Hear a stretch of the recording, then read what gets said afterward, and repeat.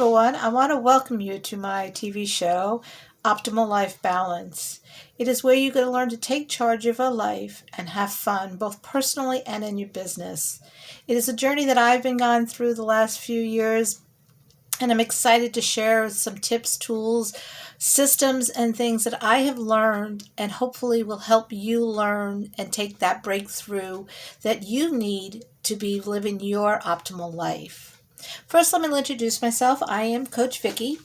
I'm born and raised in New York, Long Island, and I've been down in Florida since 1982. I'm a mother of one beautiful daughter who's grown, married, for no grandchildren yet. We are, I have two older sisters, and my family to me is very important. But I've also learned through my journey on how I was tied down with some limited beliefs that I grew up with, being in a big Italian family and not having a voice, to where it hindered me in my life and what I wanted to do.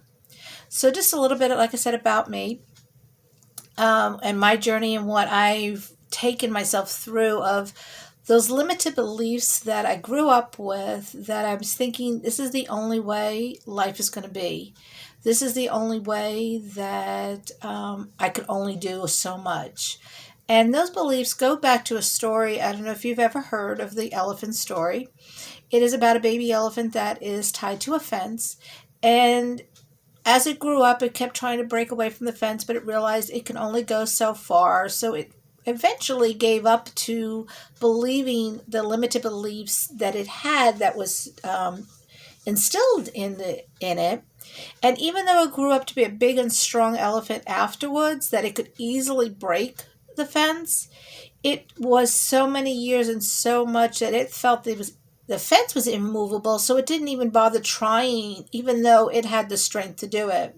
So how many of us have that? Have we grew up with or had this belief that we could only do so much in our life, and we got bigger and stronger, and we realized we didn't even try to do it to break away from that belief because we always thought that's the way it is. We didn't know any different. And that was me, till I decided to start to take control of my life. And I would have to say it's only been probably 8 or 9 years that I really stepped into it. My journey started back around 2014, 2015, when I stepped into my faith, became a Christian, was baptized, and started to learn to love myself. Prior to that, I always felt insecure. I've always had a weight problem. I was in special reading and reading in classes. I didn't have a lot of friends. I didn't make friends easily. Didn't have boyfriends. So I was very awkward. And I always would put myself down. It was a self-defense mechanism that I utilized, that I would put myself down and say negative stuff about myself before someone even got a chance to, so that I could take the power and the control of it.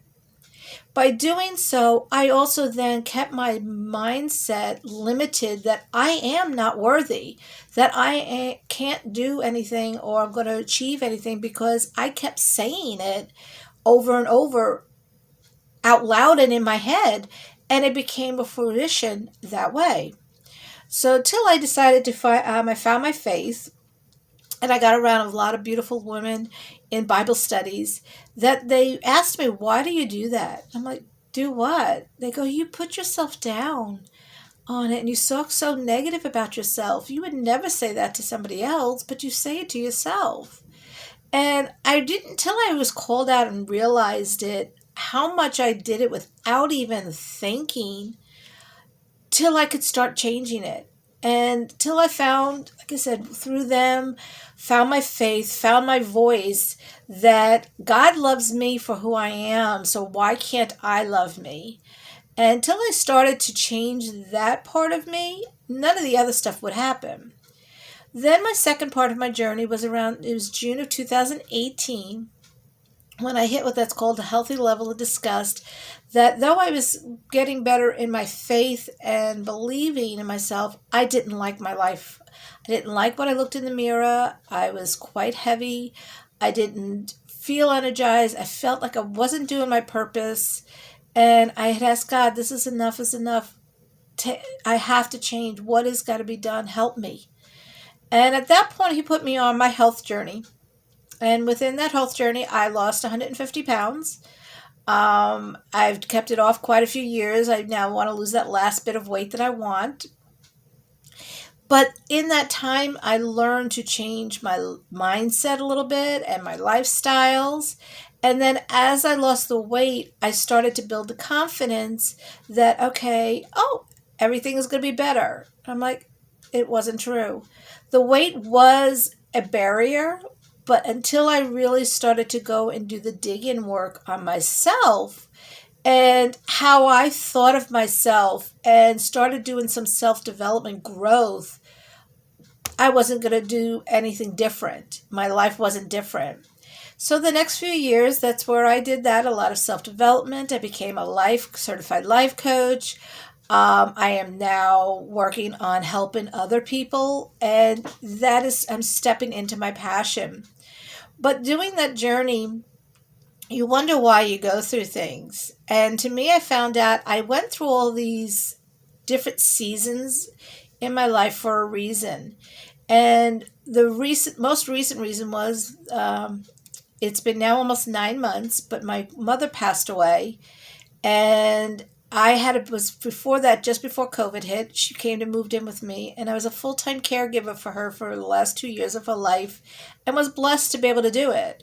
She had Alzheimer's and she was legally blind, so there was a lot of challenges, but if I didn't go through the journey I went through of my mindset of being positive, my mindset of losing the weight, my mindset of how to change the narrative in my head, I wouldn't have been able to help her through the ending of her life and give her some peace and enjoyment. So, bringing me up to where I am now, I am just now going to step into my fullness of what I am. I wrote a chapter in a book. I was a bestseller author on Amazon about my story. I'm doing some courses, master courses and programs, and I am a coach. I'm just an entrepreneur in a lot of other different ways. But right now that I'm starting to do a little TV show, and I'm excited about sharing with you what it is it's all about. And basically what we're going to kind of do is we're going to teach you how to break through those things that are and take charge of your life, but making sure you have fun along the way in both personal and business. And that was my biggest thing. Till I learned to have fun, even with the change in the mindset, I didn't enjoy anything because I was working at it too much. And that goes back to almost 2.5 years ago now. I went on my first vacation in about maybe 15 years with two girlfriends. We went away for a weekend to a small little town here in Florida. And it was a quaint little town, like a little Hallmark town. And it was great. I spent the weekend and just had fun for me. And since then, I ensure I plan fun here or there. Not as much as I probably want, but I ensure I tend to go out to dinner with my girlfriends or go to the movies or do whatever that can be done. And going to be fun doesn't always have to be spending money. Going to the beach, whatever you like to do, enjoyment, painting or drawing, to make sure that you spend some time doing things you like with people or by yourself and ensure you have some fun. So with that being said, I want to kind of go into a little bit about today what we're going to go over, and that is our mindset. And it's called our limited beliefs. And when people say limited beliefs, sometimes they're not sure what exactly that means for it. And it could be a lot of different things for different people. But for me, limited beliefs is that negative self-talk that you have in your head that's been there so long, like we were talking about earlier, that you don't even realize it. That is your limited belief. So we want to learn how to first hear that limited belief, call it out when it comes up, and put it in its place. Then we can start moving forward. We're going to go over a lot of different things on how to take control of your life, give you different tips and tools to things and systems, and hopefully find the best one that fits for you. What I want you to kind of do is, while we're working through all of these different things, you need to learn how you learn. And that'll help with what I'm going to go over with you in the next few months, or whatever we do the different shows each month, is when you learn how you learn, you then adopt those tools and the systems to your learning ability. So today's episode, we're just going to go over what are the 4 types of learning, and I want you to really think where you fit into these, so when you start to do a new habit, you utilize the learning technique that you have. We all learn differently. Some of them that you interlocked with each other, but there's 4 core categories of learning. The one is a visual person, somebody who likes checklists or post-it notes or diagrams or dream boards or any of that, but something visually that's in front of them daily that they can see, that triggers that memory or triggers that thought, so that they can take the action steps that's needed. There's other people who need to listen, who listen to audiobooks, who listens to programs like this, who listens to podcasts, things that they hear audible, and then they can interpret it in the way they listen and hear, so that they could take the action steps that's needed to change what they want to change. There are the other people who are the readers and writers. They like to read everything. They want to read the manuals or the steps, directions. They like to rewrite it in their words so that it makes sense to them. They like using the planners and organizers and those type of things, so that it's all set in an area, so that they can then take the action steps that's needed. And then those are the ones who actually need the action. They need to physically do what needs to be done, so that it comes part of them. They use some of the other listening checklist and writing things, but they actually need to put in practice it, and over, and maybe make errors, but continually do it, so that they can get it part of them. But if you heard at the end of each one of those 4 different categories we talked about, they needed to take action. For you to learn a new habit, a new trade, a new skill, a new lesson, you need to learn it. But then if you don't implement it and take action, you just learned it. You didn't make any changes in your life. So we want to go through on making sure that we utilize those learning tools when we want to learn something new. So I want you to think of something between now and the next episode. I want you to think of something that you want to start doing, and make it a small habit. Do you drink 64 ounces of water? Maybe start doing that every day. Do you make your bed, or before you go to bed, make sure everything's cleaned up and dishes are done, so when you wake up in the morning, you don't have that stress field? Do you do your prayer meditations in the morning or at night? Do you journal? Whatever one thing you want to start doing, I want you to think of it, and then start over the next so many days, try the next 30 days, implement it every day, and utilize how you think of it. Now, if it's something like you want to start saying, doing your meditation in the morning, or reading your Bible verse, or start journaling. Okay, do you drink coffee every morning, or do you have your shake every morning without failure? If so, put your journal next to your coffee cup. So when you go do your coffee cup, journal is there to prompt you, a trigger, a cue, or all the different terms for it. But it is this thing that makes you say, okay, I'm doing this with no problem. Now I'm going to do this on top of it. And that's called stacking. We're going to go into more of this down the road on how to do it and a lot of different techniques and for habits.